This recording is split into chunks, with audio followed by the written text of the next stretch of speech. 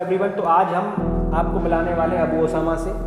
ये बिहार के रहने वाले हैं। ये अपनी ही भाषा में अपना इंट्रोडक्शन देंगे, अपनी लैंग्वेज में आपको बताएंगे कि ये कहाँ से हैं, क्या ये यहाँ पर करने आए हैं। तो अबू ओसामा, सबसे पहले आप अपना इंट्रोडक्शन दीजिए।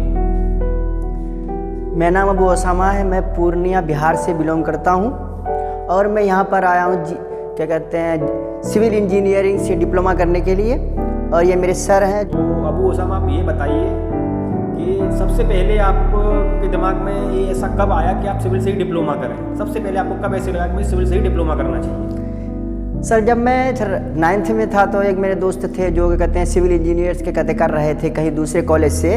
तो फिर उसने क्या कहते हैं मुझसे कहा कि यार क्या कहते हैं सिविल इंजीनियर में बहुत सारे स्कोप्स हैं, जैसे गवर्नमेंट जॉब हुई, प्राइवेट जॉब हुई, या कोई और सा भी अदर सेक्टर हुआ, तो उसमें क्या कहते हैं सिविल इंजीनियर के बहुत ही क्या कहते हैं डिमांड है।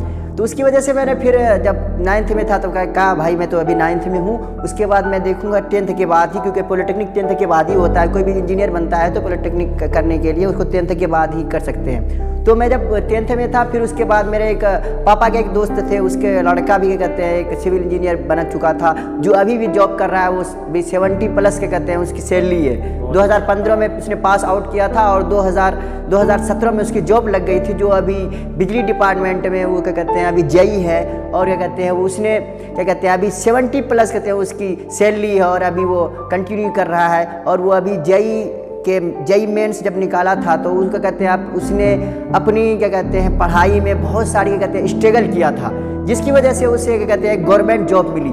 और मैं ये चाहता था कि मैं भी क्या कहते हैं एक अच्छा क्या कहते हैं पढ़ाई करके एक अच्छा जॉब लूँ और गवर्नमेंट जॉब सेक्टर में जाऊँ। नहीं तो अगर मेरे पापा कह रहे थे कि बेटा अगर तुम इस सेक्टर में चले जाओगे तो तुम्हारे आगे फ्यूचर तुम्हारी बहुत डेवलप होगी, और क्या कहते हैं तुम उससे क्या कहते हैं अपने क्या कहते हैं जो तुम्हारी क्या कहते हैं परेशानियां हैं वो दूर हो जाएंगी, और जो तुम्हारी क्या कहते हैं आने वाली पीढ़ी है उसके लिए तुम क्या कहते हैं बहुत ही अच्छा कर पाओगे। अगर तुम इस सिविल इंजीनियर में चले जाओगे तो उससे तुम्हारा क्या होगा कि तुम क्या कहते हैं अपना क्या कहते हैं अपना कोई काम ना भी करोगे तो घर में बैठकर तुम कोई ड्राइंग बनाओगे या कोई ऐसा चीज़ करोगे जिससे तुम्हारी क्या कहते हैं डेवलप हो जाएगी, तुम्हारी फ्यूचर अच्छी हो जाएगा। जॉब नहीं भी लगी फिर भी तुम बैठे बैठे कहते हैं 20,000, 30,000, 35,000, 50,000 रुपये कमा सकते हो बैठ के। Thank you. बिल्कुल। ओसामा, ये बताइए आपके जो पिताजी हैं वो किस बैकग्राउंड से बिलोंग करते हैं, वो क्या करते हैं, उनका ऑक्यूपेशन क्या है? सर, मेरे पिताजी हैं जो बिजनेसमैन हैं और वो कपड़े के बिजनेस करते हैं, जो अभी होलसेल बिजनेस करते हैं कपड़े का, जो हमारे पूर्णिया डिस्ट्रिक्ट के डगरवा ब्लॉक में ही रहने वाले क्या कहते हैं मैं निवासी हूँ। और क्या कहते हैं वहाँ पे मेरे पापा क्या कहते हैं एक बड़ी दुकान है, कपड़े की दुकान, जिसमें मैं क्या कहते हैं मेरे पापा क्या कहते हैं उससे कुछ आजीविका चलाते हैं।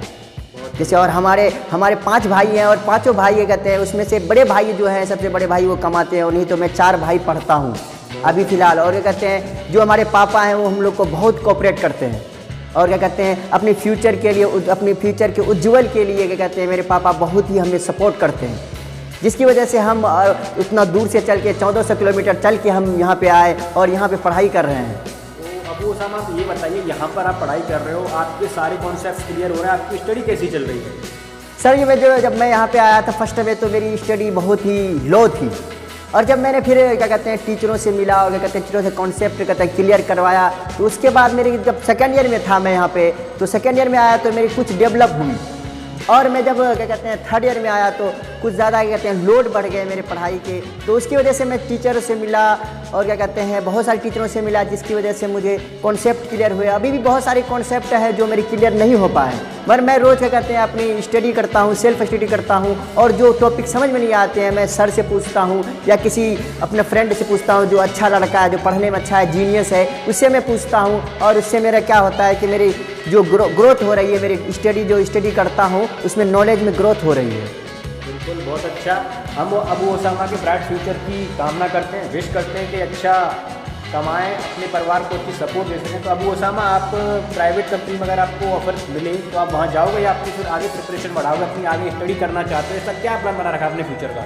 नहीं सर, जैसे मैंने सोचा कि ये क्या कहते हैं अगर मेरी कोई अच्छी जॉब लग गई तो मैं क्या कहते हैं जॉब भी करूंगा, और मैं ये सोचा हूँ कि किसी प्राइवेट क्या कहते हैं कॉलेज से मैं कहते हैं डिस्टेंस वाला बीटेक भी करूँ, और क्या कहते हैं मैं अगर अच्छी कंपनी में ना भी लगी तो मैं क्या कहते हैं किसी गवर्नमेंट जॉब की क्या कहते हैं कोशिश करूँगा कि गवर्नमेंट जॉब में हो जाए, मैं उसकी तैयारी करूँ, जेई मेंस या ये क्या कहते हैं जेई एडवांस की करूँ। तो उससे मेरा क्या होगा कि मेरे जो नॉलेज है और भी बढ़ेंगे, या किसी कंपटीशन में जैसे मिसाल मान लीजिए कि बिहार पुलिस है या आर्मी इंडियन आर्मी है या कोई और सा भी कोई सेक्टर अगर कोई वैकेंसी निकलती है, मैं उसमें फॉर्म फिलअप करूँगा और उससे मुझसे क्या होगा कि मेरी और नॉलेजें बढ़ेंगी, जिसकी वजह से मैं आगे तक अपने फ्यूचर को उज्जवल बना सकूँगा।